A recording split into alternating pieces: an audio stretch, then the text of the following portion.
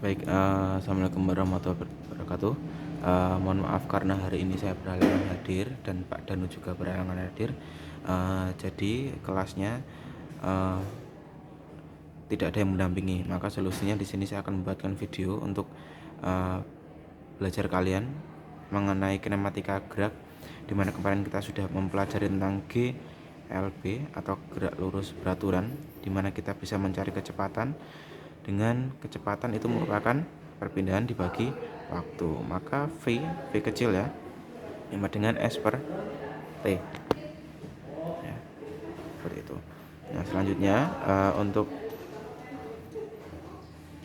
selanjutnya ada GLBB atau gerak lurus berubah beraturan, dimana kita mendapatkan 3 persamaan. GLBB itu kan kecepatannya berubah-ubah setiap detik yang dipengaruhi oleh percepatan ya. Ketika percepatannya positif maka dia dipercepat, kalau percepatannya negatif dia diperlambat. Nah, dimana kemarin kita sudah mempelajari mencari kecepatan akhir, kita bisa menggunakan V0 pada GLBB ditambah percepatan setiap detik. Nah, selanjutnya untuk mencari S atau perpindahan itu bisa menggunakan persamaan V0T ditambah setengah AT kuadrat, dan VT kuadrat itu sama dengan V0 kuadrat plus 2 AS. Nah, ini yang kita pelajari kemarin ya. Ini digunakan untuk bekal membahas mengenai yang akan kita bahas kali ini, hal baru, yaitu tentang gerak vertikal. Nah, gerak vertikal ini ada dua, gerak vertikal ke atas dan gerak vertikal ke bawah. Nah, yang pertama kita bahas mengenai gerak vertikal ke atas. Gerak vertikal kan ke atas ke bawah ya. Nah, kalau ke atas berarti misalnya ini lantai, ada sebuah benda bergerak ke atas ya. Nah, di sini perpindahannya gimana? Perpindahannya ini kalau vertikal berarti kita bisa mengganti istilahnya dengan ketinggian ya. Selanjutnya di sini percepatannya ketika bergerak ke atas ke bawah berarti dipengaruhi oleh percepatan gravitasi ya. Ini perlu kita ketahui. Perpindahannya adalah ketinggian dan percepatan adalah percepatan gravitasi. Nah, maka dengan persamaan yang ini GLBB kita bisa menggunakan persamaan GLBB untuk mencari kinematika gerak pada gerak vertikal ke atas ya. Yang pertama kita mencari V akhir menggunakan persamaan yang pertama, itu VT sama dengan V0. Nah, karena arahnya ke atas berarti kan dia berlawanan dengan percepatan gravitasi ya. Maka di sini sama dengan negatif, percepatannya diganti dengan percepatan gravitasi. G ya, A-nya diganti G dikalikan dengan T. Nah, selanjutnya yang kedua, persamaan yang kedua yaitu perpindahan atau jarak. Ya. Berarti S-nya di sini perpindahannya kita istilahnya ganti dengan ketinggian ya. Hanya S-nya diganti dengan H, itu sama dengan V0T min setengah GT kuadrat. Asalnya yang terakhir ada VT kuadrat sama dengan V0 kuadrat negatif 2GS. Nah, ini untuk gerak vertikal ke atas. Nah, selanjutnya gimana untuk gerak vertikal ke bawah? Nah, kalau gerak vertikal ke bawah kan berarti dia searah dengan percepatan gravitasi ya. Berarti percepatan gravitasinya sama dengan 0.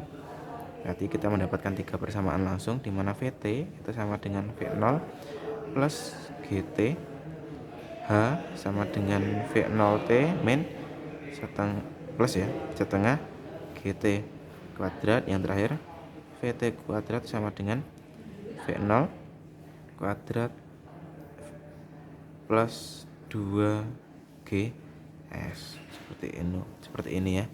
Jadi ini merupakan gerak vertikal, dimana ada dua, gerak vertikal ke atas dan juga gerak vertikal ke bawah. Jadi ada beberapa persamaan. Ini konsepnya menggunakan gerak lurus berubah beraturan, tapi di sini untuk istilah perpindahannya atau S-nya diganti dengan H atau ketinggian, dan percepatannya itu diganti dengan percepatan gravitasi. Nah, jika ke atas berarti dia tidak searah dengan gravitasi, percepatan gravitasi, maka nilainya negatif.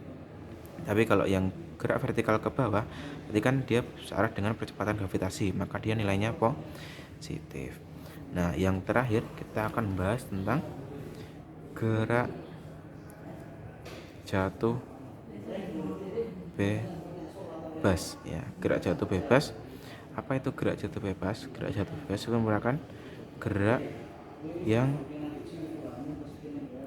tidak memiliki kecepatan awal. Jadi kecepatan awalnya itu sama dengan 0 di sini, maka kecepatan awalnya sama dengan 0. Contohnya ketika ada buah kelapa jatuh dari pohon kelapa ya. Jadi jatuhnya dia kan tidak dipengaruhi oleh kecepatan awalnya. Kecepatan awalnya kan dia diam, tiba-tiba jatuh, maka kecepatan awalnya sama dengan 0. Maka menggunakan persamaan ini lagi ya. Persamaan ini, jadi kita bisa mengetahui kecepatan awalnya itu sama dengan 0. Berarti kita bisa mendapatkan 3 persamaan. Vt itu sama dengan, karena V0 nya itu sama dengan 0, maka tidak perlu ditulis ya. Jadi langsung saja Vt sama dengan G kali T, dan dia kan arahnya ke bawah, maka G nya nilainya positif. Lanjutnya H sama dengan, karena V0 nya sama dengan 0, maka tidak perlu ditulis, nanti hasilnya 0 ya, sama saja.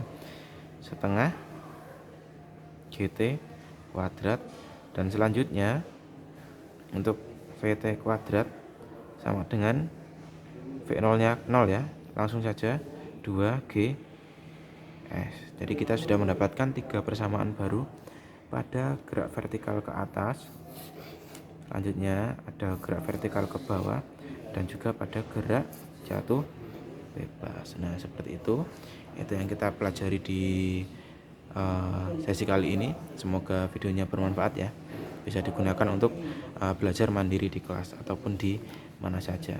Terima kasih.